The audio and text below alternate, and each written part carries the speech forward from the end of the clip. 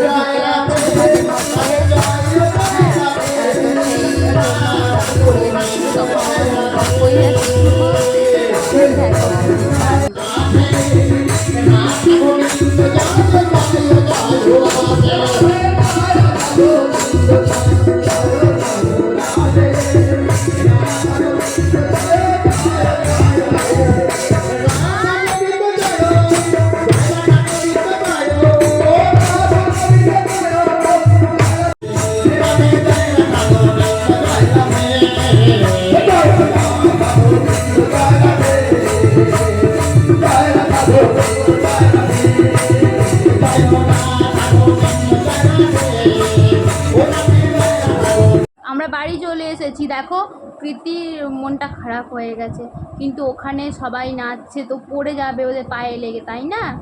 সেই জন্য আমরা বাড়ি চলে এসেছি। এবার 9টা বেজে গেছে, প্রীতি একটু খাবে, বাস। তোমাদেরকে তারপর আমি আপলোড করব ভিডিওটা। বাই।